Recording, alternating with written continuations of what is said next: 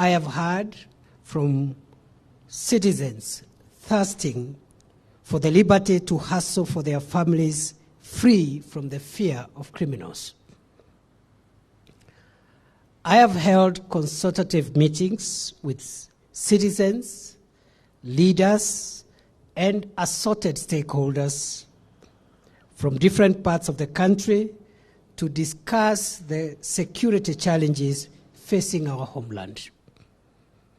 To secure every part of Kenya, the government is committed to work with all stakeholders to develop locally generated but nationally implemented security priorities and solutions.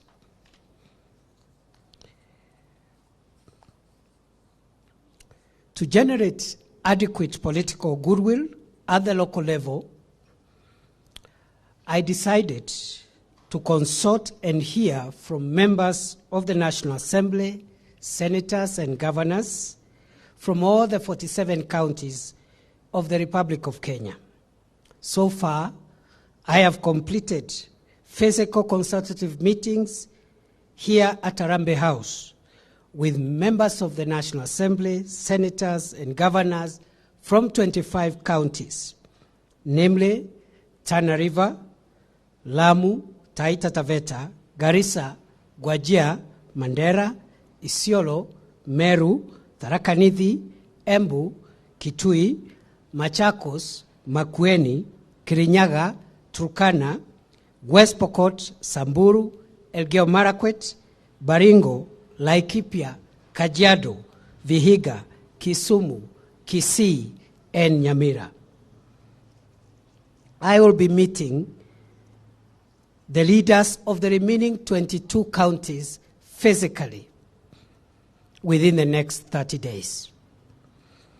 I am convinced beyond peradventure that the realization of our collective dream of a crime-free Kenya is the bedrock upon which our economic transformation agenda will rise. In relation to confronting crime, we have stepped up the fight against the threat of terror. We have disrupted many terror plots at source, neutralized and or arrested dozens of suspected terrorists, and destroyed a huge cache of weapons and explosives that could have badly harmed our people if these criminals were not intercepted. The current crackdown on Al-Shabaab terror cells in Somalia, which is spearheaded by the local community there, with the support of the federal government of Somalia, has tremendously weakened this dangerous militant group. Our security agencies are alert to ensure that these militants do not cross into our territory, and they are determined to keep at bay this terror group now that it is at its weakest ever. We have stepped up our border patrols and upped our surveillance on the proliferation of illicit arms, narcotic drugs, and psychotropic substances. We have improved on our intelligence gathering to stay several steps ahead of the enemy. We are always aware that terrorists only need one lucky break to hurt our country and inflict us with pain. Therefore, we always ensure we strike fast and fast to neutralize them and obliterate their nefarious networks. As our hard-working officers in the elite, specially trained formed units remain engaged to keep terror at bay, their colleagues on general duties have helped us to significantly reduce the general rate of crime in the country during the past 3 months. During the period under review, crime in the country has decreased by 13.5% from 8,297 reported incidents to 7,179 incidents in absolute numbers. Urban crime, especially the Nairobi muggings that had threatened to disrupt our way of life and businesses in our capital city in the September-October season, has now been contained. While this is good news, we intend to work so hard to ensure that we bring these crime statistics even further down. The nearly 6,000 new police officers who have joined the National Police Service in the last 100 days, as well as nearly 3,000 Kenya Prison Service officers who have graduated. Together, these officers guarantee us the sustainability of the fight against crime. The new officers will be deployed to security hotspots across the country immediately to further buttress the security of our people and their property.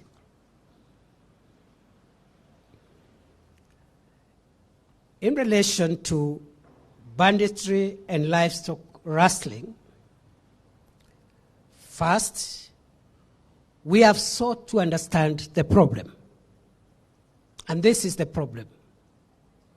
For years, our fellow citizens in the Kenya of the North have lived in mortal fear and dread of bandit attacks.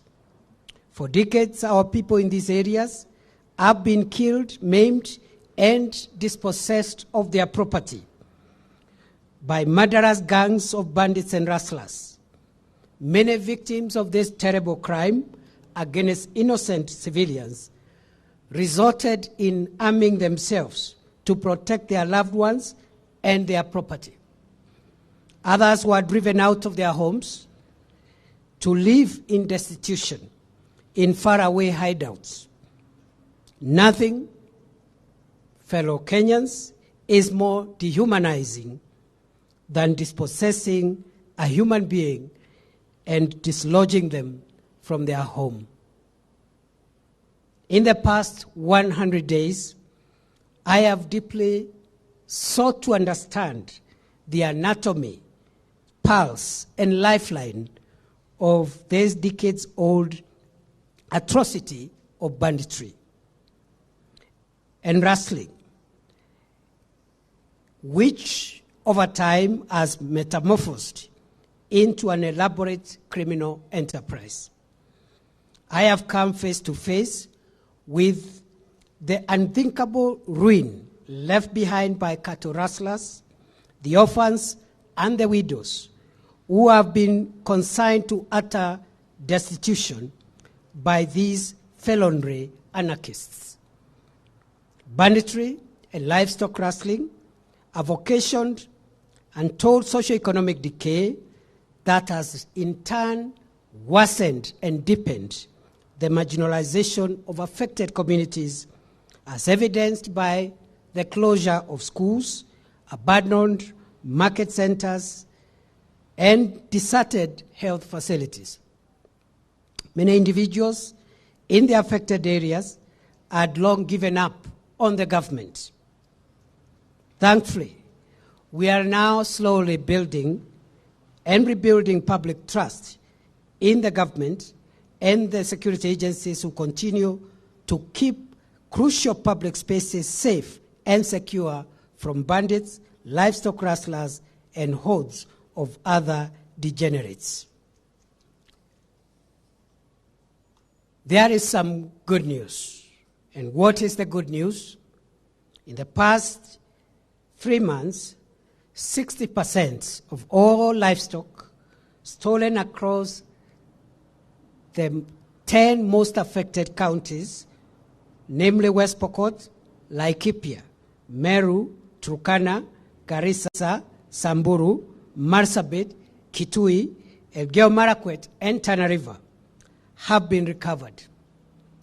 The only challenge is that they have been recovered in bits and pieces, because what these criminal gangs do is immediately they strike and steal the livestock. They divide it into small numbers and disappear in different directions. And that is why it is seldom that our security forces will be able to recover the stolen herd all at once. But I am glad to report that unlike in the past when recovery of stolen animals was minimal, we have been able to recover in bits and pieces approximately 60% of the stolen animals from the 10 most affected counties.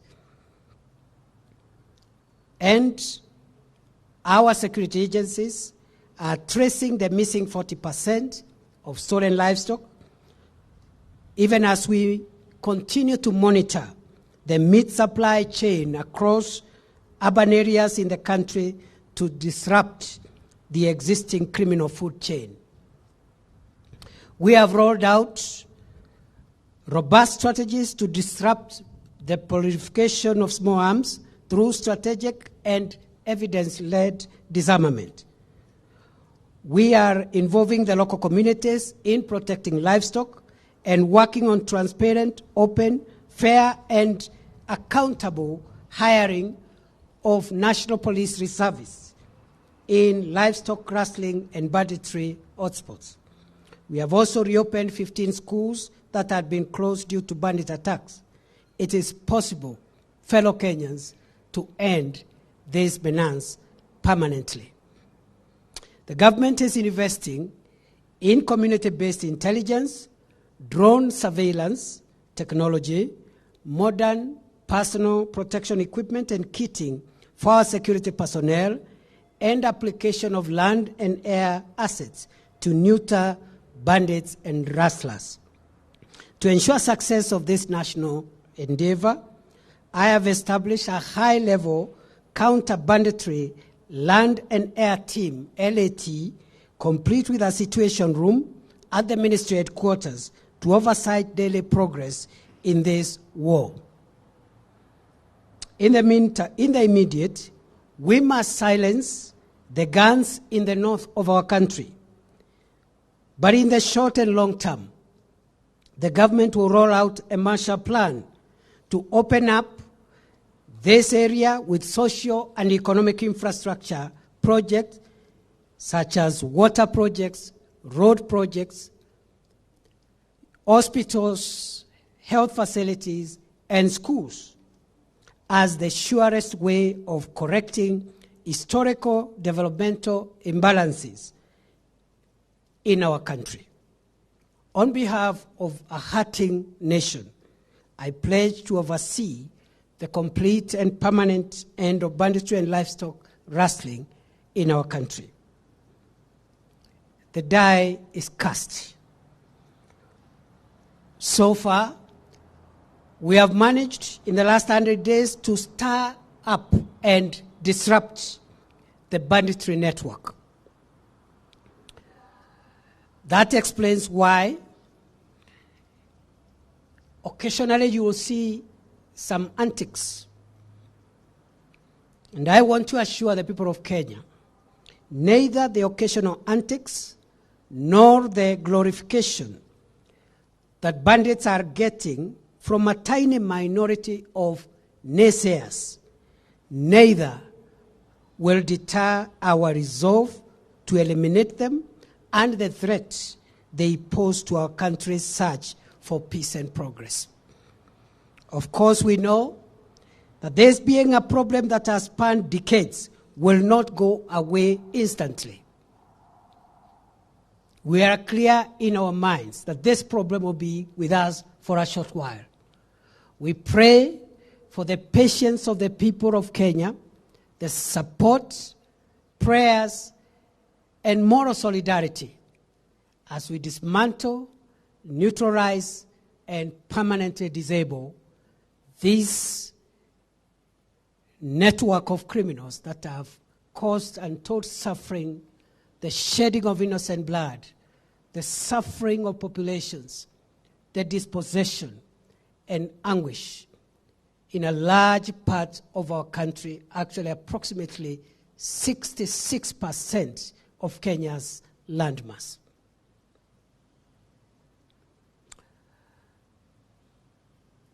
Our resolve as a nation to eradicate this primitive and barbaric crime must remain consistent and focused and resolute. I take cue from President William Ruto that his administration will eradicate banditry and livestock rustling as a matter of course.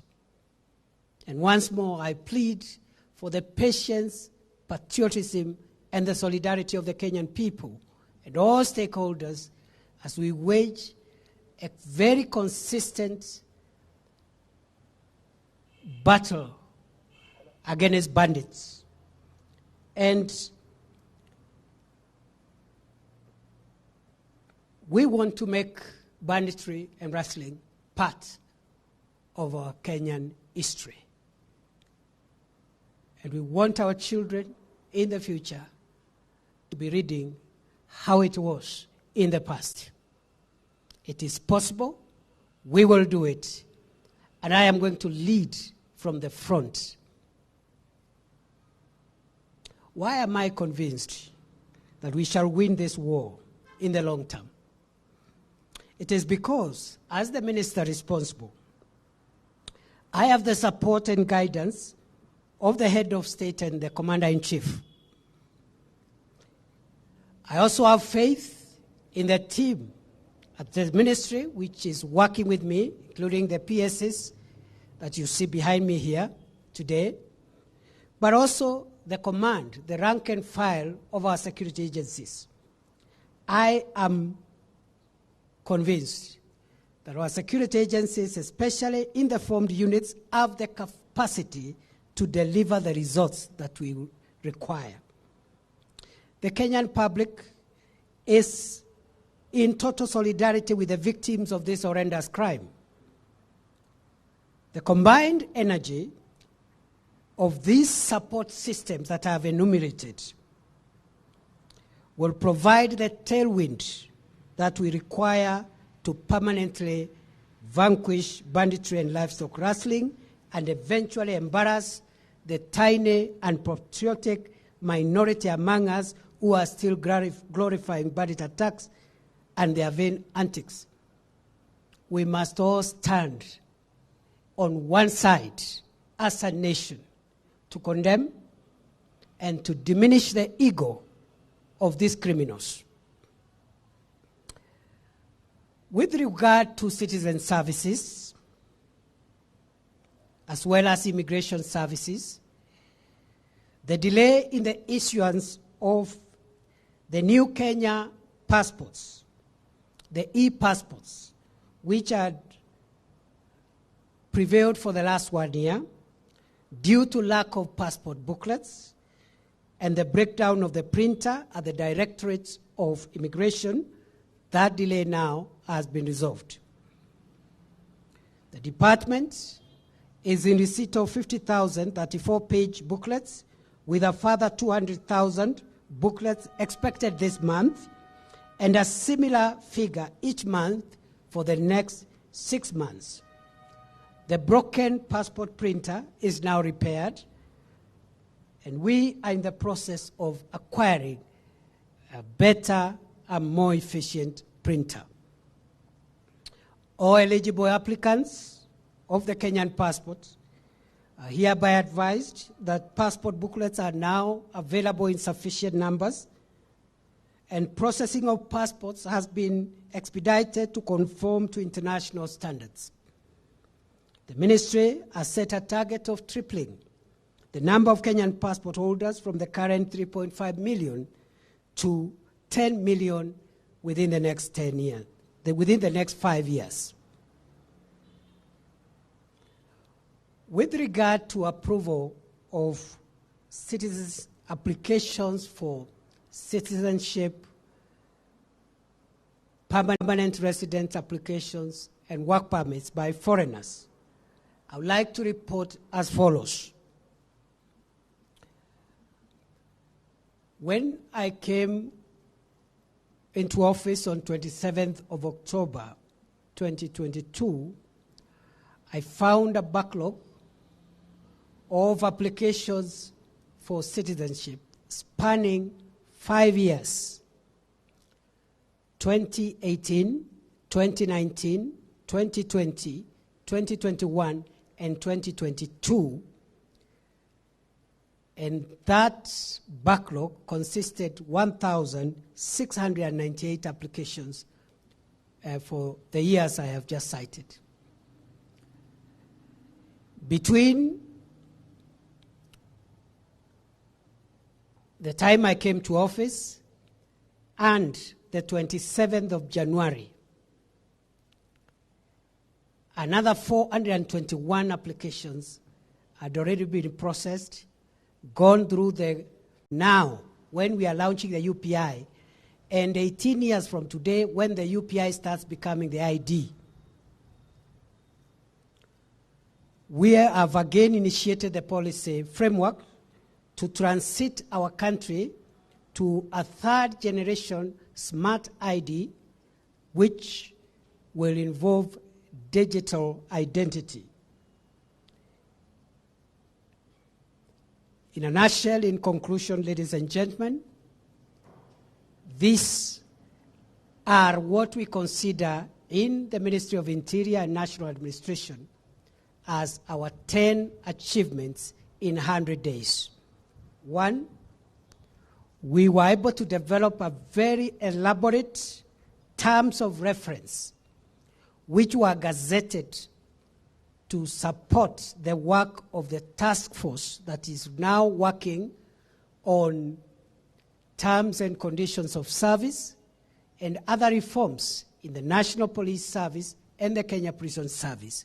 The terms of reference, elaborately drafted, conceived to make sure that we don't leave any room of the reforms that we require in the National Police Service and the Kenya Prison Service. That task force was gazetted by His Excellency the President on 21st of December 2022. Its work is ongoing. Number 2, we have been able to open the Police Leadership Academy, and we are now generating the curricula, working together with the command, the National Police Service, to ensure that we are able to introduce a doctrine, a new, better, modern policing doctrine, especially for those officers who are in command and leadership, as a way of generating a paradigm shift of our policing in conformity with the dictates of the new constitution and the complexity of modern day crime. We want the National Police Service and the Kenya Prison Service to be professional services where an officer can join the service and grow up the ranks without having to know someone, without having to corrupt anybody. And what determines their level of responsibility is the ability to be able to carry out their work well and, of course, to achieve the targets which are put by their superiors. So that we don't have an endless and we don't have an endless or an indeterminate way of promotions and career progression. So the Police Leadership Academy, which sits on 100 acres in Ngong, that academy will be used to inculcate command doctrines for our rejuvenated National Police Service, so that from there we can grow new, more dynamic, younger commanders who are conversant with modern day policing complexities. Number 3, we have managed to accelerate the construction of the National Police Hospital at Mbagathi. Still not complete, but we've made some good progress. The Kenya Prisons Hospital in Ruiru, very good progress, almost complete. And we have completed and equipped the Border Police Hospital in Kanyonyo, Kithure County, which will be opened by His Excellency the President on 24th of February 2023. Number 4, we have streamlined the issuance of passports procedures and the restoration of our passport supply chain, which had stalled for almost a year. Number 5, we have initiated the process of acquisition and installation of the Advanced Passenger Information System, API, e-gates, and a modern electronic security surveillance at Jomo Kenyatta International Airport to enable JKA to retain the global Category 1 airport status. Number 6, we have initiated the policy framework for the introduction of the online registration of births and deaths. As I have said, this program will be launched on 1st of March 2023. Number 7, we have initiated the policy framework for the introduction of a unique personal identifier at birth for all newborns. Number 8, we have initiated the policy framework for introduction of the third generation smart digital ID.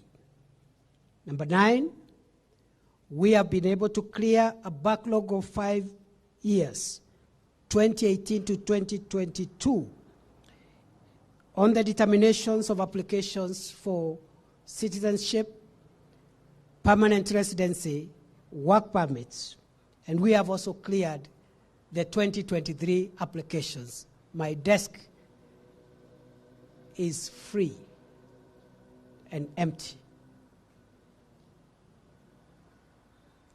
Finally, number 10, we have managed to reduce the overall rate of crime in the country, including sustaining our effort to keep terrorists at bay, stirring up and disrupting the banditry network, which we want to sustain in the coming months,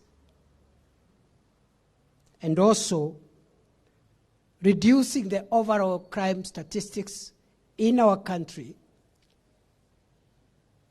and the containment of the surge in crime in Nairobi, which had threatened to disrupt life and businesses in this city in the August-October peak. This is our public accountability statement as we mark 100 days in office. Going forward, we intend to make regular public accountability statements of progress made every 3 months, consistent with the Kenya Kwanza administration policy of an open government. We have nothing to hide, but we may not have time to be talking all the time. So that balance we will strike by making sure every 3 months at least we can report progress. The other time, please let us meet in the field. Let us meet in the various spaces from which we operate.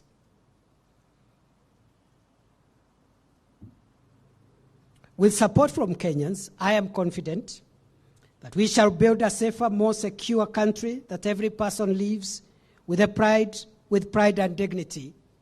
A country that can attract local and foreign investments for the realization of the bottom-up transformation agenda, BETA, better, as espoused in the Kenya Kwanza plan. I thank you. God bless Kenya, our country. God bless Kenya, our homeland. Thank you, ladies and gentlemen.